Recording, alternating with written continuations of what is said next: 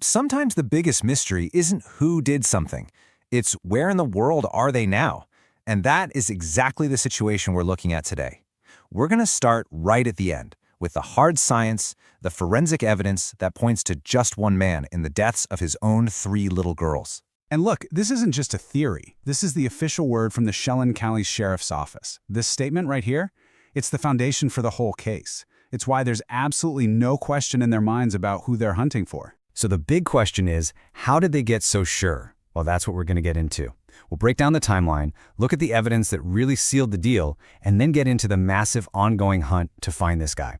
All right, so to really get this, we've got to go back to the beginning. Let's rewind to late May of 2025, right as this whole nightmare started to unfold. Just look at this timeline. It is so short, and it's just chilling. On May 30th, the girl's mom reports them missing. Their dad, Travis Decker, was supposed to bring them back from a custody visit, and he just didn't. And then, only 3 days later, on June 2nd, the worst fears were realized. And these are the little girls at the heart of this. Peyton, she was 9. Her sister Evelyn was 8. And little Olivia was just 5 years old. Their bodies were found out near the Rock Island campground in Washington. The official cause of death was suffocation. But here's where it gets really important for the investigation. Look at the details. Multiple plastic bags covering their heads and zip ties found right there at the scene. Those items, they would end up being the key to everything. So how do you go from a tragic discovery like that to being 100% certain you have your suspect? Well, the answer, as it so often is these days, was in the science. It all came down to forensics. You can bet that investigators treated that scene with incredible care. Every single piece, especially those bags and zip ties, was bagged up and sent straight to the Washington State Crime Lab. They were looking for one thing: DNA. And this is the moment everything changed. The lab results came back, and they were just game over. It was Travis Decker's DNA on the plastic bags and on at least one of the zip ties. But here's the kicker, and this is just as important. It's what they didn't find. No one else's DNA. Not the mom's, not some random strangers, only his.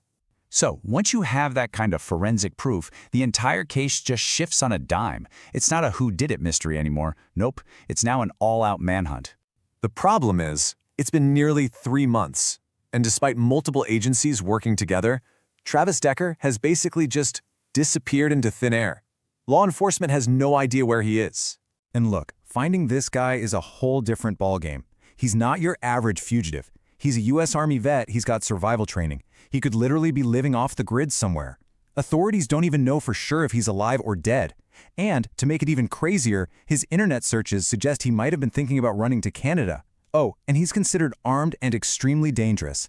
So with the trail getting colder by the day, authorities are turning to the public for help. They're putting up a $20,000 reward for any tip that leads them right to him. That tells you just how badly they want this guy found. Okay, so let's pull all this together. Let's just do a quick recap of the hard facts that we know for sure in this case. This really lays it all out, doesn't it? You see the victims, the cause of death, but the most important line here is the DNA evidence. That's the one thing that takes away any doubt, points to a single suspect, and is the whole reason for this massive, ongoing search. And all of this leads to the one huge unanswered question that's just hanging over everything. It's what the family is asking, it's what the police are asking.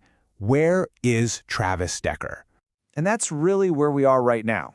We have a manhunt that's driven by science, by evidence so solid there's just no wiggle room. Finding Travis Decker, it's not just about getting justice for those 3 little girls. It's an urgent matter of public safety. The question has never been who.